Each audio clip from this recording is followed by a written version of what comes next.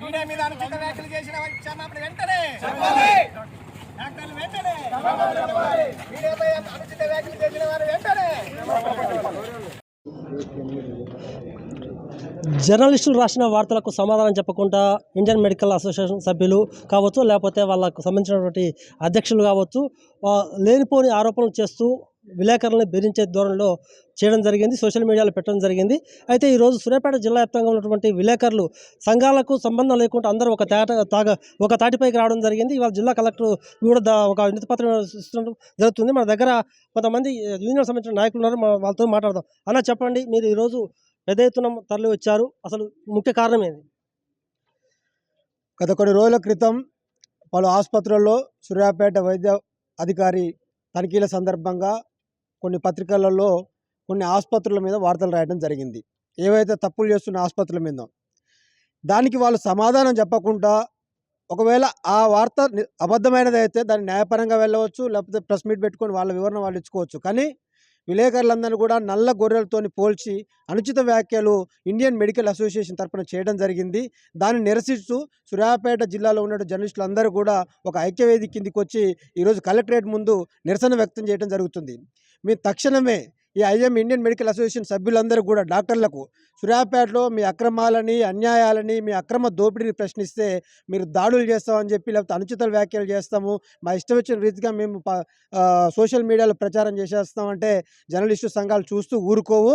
మీరు బేషరతుగా ప్రతి ఒక్క జర్నలిస్టుకు కూడా క్షమాపణ తక్షణమే చెప్పాలా, లేకపోతే భవిష్యత్తులో ఇంకా కార్యాచరణ తీవ్రంగా ఉంటుంది.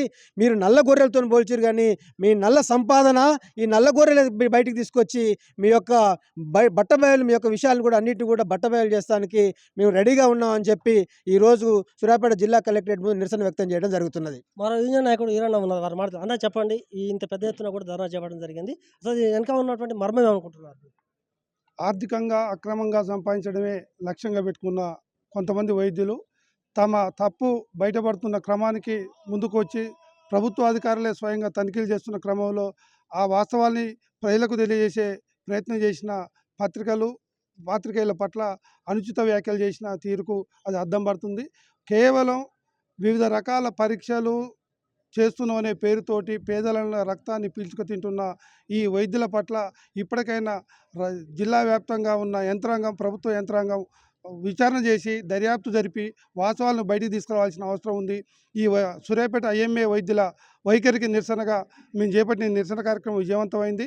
ఇప్పటికైనా బేషరతుగా క్షమాపణ చెప్పని పక్షంలో 2 రోజుల 24 గంటల టైం ఇస్తున్నాం. రెండో రోజు తర్వాత వారి యొక్క వైఖరి పట్ల నిరసన కార్యక్రమాలని విస్తృతం చేసేందుకు మా జర్నలిస్టుల ఐక్యవేదిక కార్యాచరణ ద్వారా కార్యాచరణ రూపొందించి ముందుకు సాగుతామని చెప్పి తెలియజేస్తున్నాం. ఇప్పటికైనా కలెక్టర్ గారికి ఇచ్చిన వినతిపత్రంతో అధికారులను అప్రమత్తం చేసి వాళ్ళ చర్యలను నివారించే ప్రయత్నం చేసి ప్రజలకు మేలు చేయాలని చెప్పి డిమాండ్ చేస్తూ ఉన్నాం. మరో సీనియర్ జర్నలిస్టు బంటు కృష్ణ గారు వారు మాట్లాడుతున్నారు, చెప్పండి, అసలు దీన్ని ఏ విధంగా చూస్తున్నారు? డాక్టర్లు జర్నలిస్టులను కించపరిచే విధంగా ప్రవర్తించిన విషయంలో మేము ఈ ధర్నాని ఆందోళన చేపట్టడం జరిగింది. ముఖ్యంగా సమాజంలో జర్నలిస్టుల పరిస్థితులు ఏమిటి, విలేకరుల పరిస్థితులు ఎలా ఉన్నాయి, డాక్టర్ల పరిస్థితులు ఏ విధంగా ఉన్నాయి సమాజానికి తెలియదా?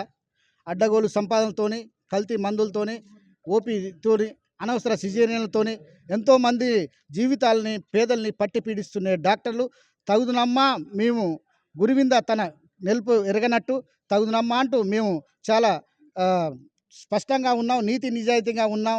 జర్నలిస్టులు మాత్రం అలా కాదు, వాళ్ళు నల్ల గొర్రెలు అని అనటం ఇంతవరకు సమంజసం కాదు. ఇప్పటికైనా ఐఎంఏ బేషరతుగా సూర్యాపేట విలేకరులకు క్షమాపణ చెప్పాలి. లేని పక్షంలో జర్నలిస్టులు అందరూ ఐక్య కార్యాచరణ కమిటీతోని ఈ ఆందోళనను ఉధృతం చేయడం జరుగుతుంది. ఈ విషయంలో సంబంధిత వర్గాలు వెంటనే చర్యలు తీసుకొని జర్నలిస్టులకు క్షమాపణ చెప్పాలని డిమాండ్ చేస్తున్నాం. ఐఎంఏ చేపట్టినటువంటి నిరసన ఏదైతే వీళ్ళైతే ఉందో ఖచ్చితంగా ఐఎంఏ ఖచ్చితంగా రిపోర్టర్లకు జర్నలిస్టు యూనియన్లకు అతీతంగా అందరికీ క్షమాపణ చెప్పాలి. లేకపోతే మాత్రం భవిష్యత్ కార్యాచరణ ప్రకటిస్తాము. ఎందుకంటే ఇప్పటివరకే కొన్ని హాస్పిటళ్ళు అనధికారికంగా నడుస్తున్నాయి. అయినా కూడా జిల్లా అధికారులు కూడా పట్టించుకోకుండా ఉన్నారు. అసలు జిల్లా అధికారులు అసలు దాటి మీద అసలు ఏమైనా దండయాత్ర చేస్తున్నారా, లేకపోతే ఏమన్నా చూస్తున్నట్టు వ్యవహరిస్తున్నారా అని కూడా తెలుస్తలేదు. ఖచ్చితంగా ఏంటంటే ఈ అందరూ కూడా క్షమాపణ చెప్తేనే మేము సరళిస్తామని చెప్తున్నారు. భవిష్యత్ కార్యాచరణ ఏ విధంగా ఉంటుందో మనం చూద్దాం.